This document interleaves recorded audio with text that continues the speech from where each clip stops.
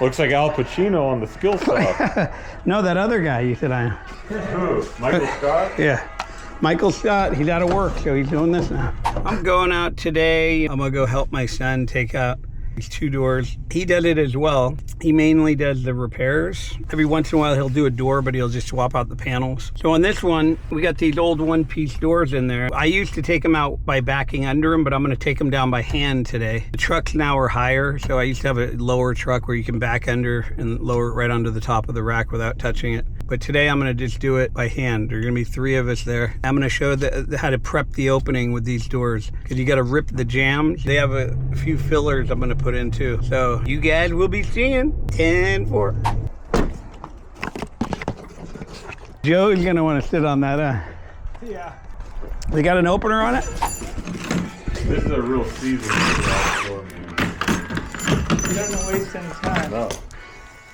But here, it's not usually this thing right here. Someone like added this thing.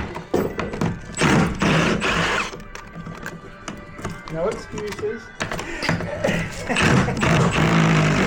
This guy can do 20 jobs a day. He did 18 doors in one day. No, not 18, 12. 12. Me and another guy. Way harder than these.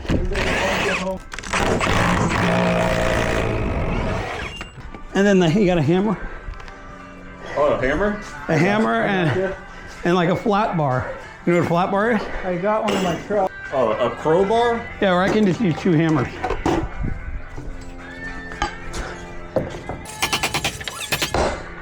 I know, this will work. He said he can use 2 hammers. Oh, didn't you want to film it?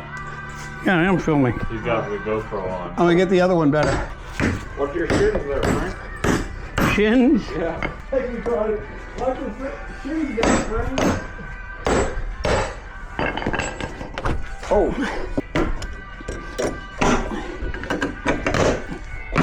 How did you get that one off? These? How did you start it? Oh, dig it. Usually they're shorter. You need to get the 2 hammers. These are normally short, fat nails. Someone put their own nail in there. I normally use my flathead and I jam that back there with a hammer.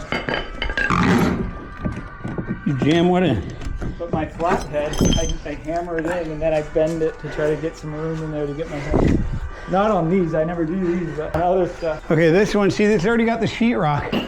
So we can leave this on there. And then this one, we're gonna rip it down. You just cut it like this, straight down? Yeah, but you don't have a pencil, do you? I have a pen. I think I have a pencil, hold on. Fine tip. You're on camera, Nick. Say hi. I always forget it's on. There's little blocks off with the sensor, right? Yeah, you can actually, you just hit it straight down with the hammer and it'll come off. Who taught you all this? Juan. You know Juan? I don't know. Juan, Rick, Kotler. See, over here is going to be the same thing. If you ever have to double check, you can measure this way from the finish edge. See, that's almost 4 inches, or let's call it 4 inches. And then you could go over here and just mark 4 inches right there. One there, 4 inches. And go down here, 4 inches. And then there's another block there. But I was gonna take the block off after I cut it, then you'd be able to get to the side of it. You could probably leave it and you could probably just leave it. I'm just here for the moral support. Really? It's fun, like in the city. Now you gotta do your saw, right? So you're gonna lift this up. You're gonna first loosen this. You're gonna make sure that's on straight there. And then you're gonna lift it up here. And then you're gonna set the blade. Set the blade. You don't want it hitting the concrete, right? So you're setting the thickness of the 2x4 right now, right? And then you lock it down. Because you don't want it down there, you might hit the concrete if it goes too much. Okay, so. And how do you keep it straight? Okay, this is how you do it. This is ripping jam. So I normally take both doors down and then I do them all, but I'm just gonna do this one to show you. Okay, we make the mark here, and this is called ripping door jams. Ready? You set the blade already, and then you're supposed to wear goggles, but I got my glasses, that's good enough.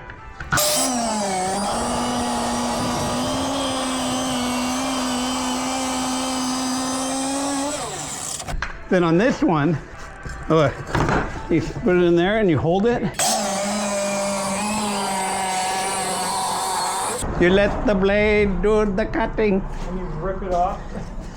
No, then you just get a screwdriver and a hammer, and you just tap it into that, and that thing will crack off. If you got a chisel, it's better, but... I have one somewhere in my bin. The hammer on the back? Yeah, this metal thing. And then this one.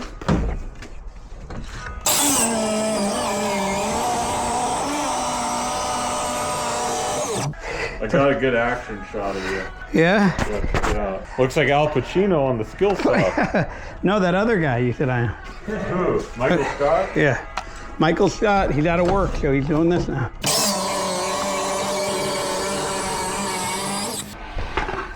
You can use that, but... I know, the other one I couldn't find it. And I used to...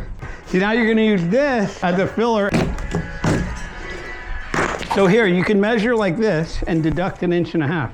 Hook it on tight, deduct 1.5 inches. So it's 8 feet, 1/2 inch, right? Because I'm hooked onto it instead of butting it and trying to. Yeah. So you just deduct 1.5 inches, which is what this is. So it's 8 feet, 1/2 inch on the side. So longer than 8 feet? A little over, but you put in climate still, it'll work. And then up here, 7-1.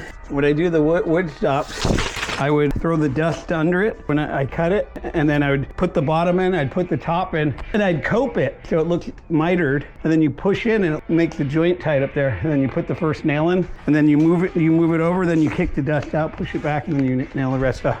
But anyway, when you stack the door, it's only gonna come to here. Oh yeah, I know. So you gotta put this, down a little bit. but for the sides, yeah, we're not gonna do nothing on the sides. You said something about this side. You don't have to take out the sheetrock.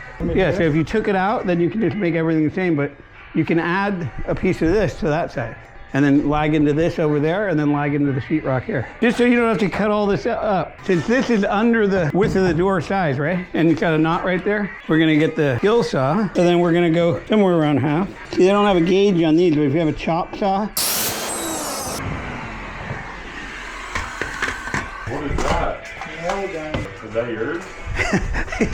Joe's all made. I have a nail gun too, but that one looks way more industrial. Yeah, you can hold that in a while. See, normally when you're by yourself, you can put a nail in it. Okay, see, this is when you do this. 2, come over here. 2. Hammer?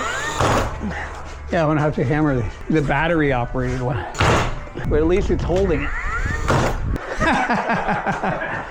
Okay, now. Not even 2 minutes. No, normally you don't have to frame this part down. I just put the stops on and then you start stacking. These are the easiest ones to do. Now you got to cut that one at an angle to fit on there? I was just gonna put a 2x4 right here and a 2x4 right there. Yeah, then you'd be lagging into what, the ripped Hammer ones? those in, and Then they'd be sitting back farther too. You don't care, right? oh, as long as the door looks good and it works. I think your idea is better.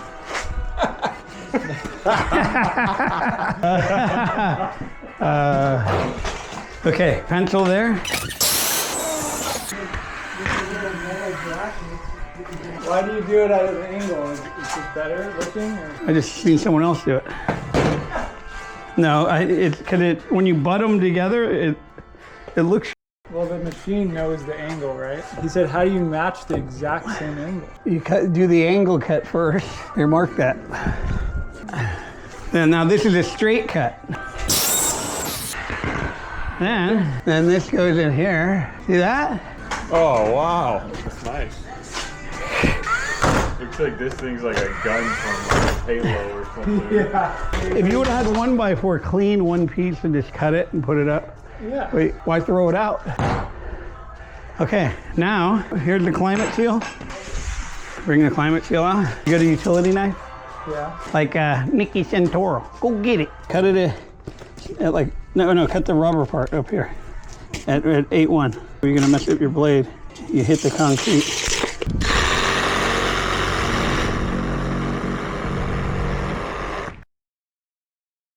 Start going out there, doing what I'm doing. Get your life on track, start making money. It's up to you guys. You guys want to get in the business, it's a great business. I'll mentor you all the way through. Even after, you'll get a lifetime access to the course. After the course, you need to talk to us. I'm the one you'll be talking to. You won't be talking to anybody else.